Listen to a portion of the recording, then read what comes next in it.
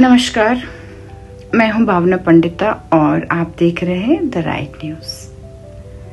कहते हैं दिल टूटने की आवाज़ नहीं होती। जी नहीं जनाब, आवाज़ नहीं, शोर होता है, बहुत सारा शोर।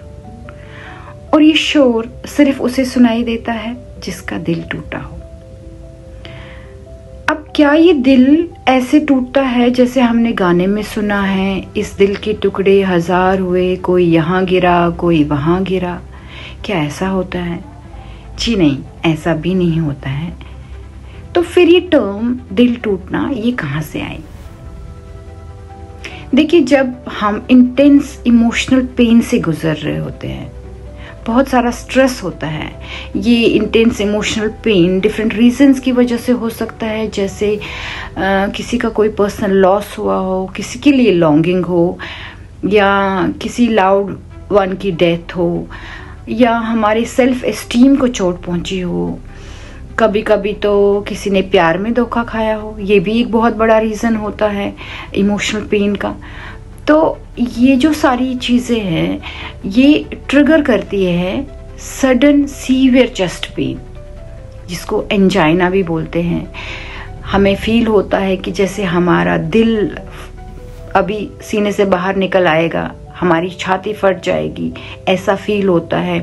शॉर्टनेस ऑफ ब्रेथ होता है, इरेगुलर हार्ट बीट्स होते हैं, हार्ट पैल्पिटेशन होता है, कभी कभी तो कोई फेंट भी हो सकता है। तो ये सारे जो सिम्टम्स हैं, जो जब हमें स्ट्रेस होता है, ये सारे सिम्टम्स हम फील करते हैं हार्ट में, तो इसको बोलते हैं ब्रोकन हार्ट सिंड्रोम, या इसको स्ट्रेस कार्डियोमायोपैथी भी बोलते हैं। अब ये ब्रोकन हार्ट सिंड्रोम जो है वो होता क्यों है? क्योंकि जो इंटेंस क्रोनिक स्ट्रेस हम फील करते हैं, उसकी वजह से हमारी बॉडी में दो हार्मोन्स का सर्ज होता है। एक हार्मोन है एड्रेलिन और दूसरा है कॉर्टिसोल। जो एड्रेलिन है वो जो हमारे मसल्स है, हार्ट मसल्स है, उनको कॉन्ट्रैक्ट करता है, तो जिसकी वजह से हमें ये सारी जो सिम्टम्स मैंने अभी बताए वो फील होते हैं। हमें ऐसे लगता है कि जैसे हमारा दिल फट जाएगा। तो ये जो स्ट्रेस हार्मोन्स हैं ये टेम्परेरी होते हैं, उस टाइम पे हमें फील होता है, लेकिन ऐसा होता नहीं है। उसकी वजह से हमें कोई हार्ट अटैक हमें फील होता है, हार्ट अटैक जैसा फील होता है, बट हार्ट अटैक बहुत नहीं भी हो सकता है, मतलब चांसेस नहीं होते हैं, ऐसा नहीं होता है। ये कॉम्बैट होते हैं, ये स्ट्रेस हार्मोन्स ही उनको कंट्रोल भी करते हैं। तो जो दूसरा है कॉर्टिसोल, जिसकी मैं बात कर रही हूँ, कॉर्टिसोल ये क्या करता है, हमारा बीपी लेवल बढ़ जाता है, और जो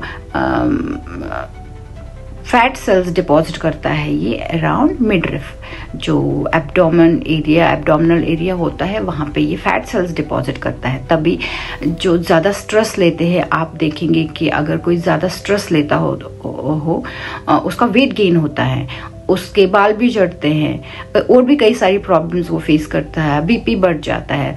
तो अक्सर आपने देखा होगा, कोई लोग कहते हैं कि हम ज़्यादा खाना भी नहीं खाते हैं पर हमारा वेट बढ़ता जा रहा है।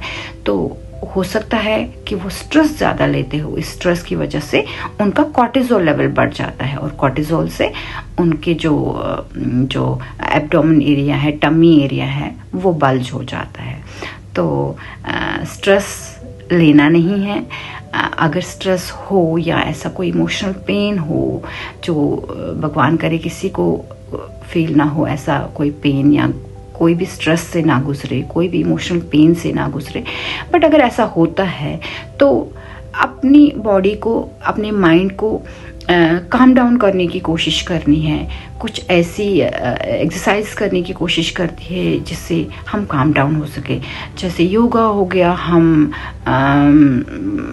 प्राणायाम कर सकते हैं, हम अपना जो अटेंशन है वो डाइवर्ट कर सकते हैं, सो दैट हम इस स्ट्रेस से बचे। और जो इसकी लॉन्ग टर्म, ये तो शॉर्ट टर्म जो इसके इफ़ेक्ट्स है वो ज़्यादा दिन नहीं रहते, वो जल्दी चले जाते हैं, बट जो इसके लॉन्ग टर्म इफ़ेक्ट्स है उनसे भी हमें बचना है। Hope you like it. नमस्कार, थैंक यू।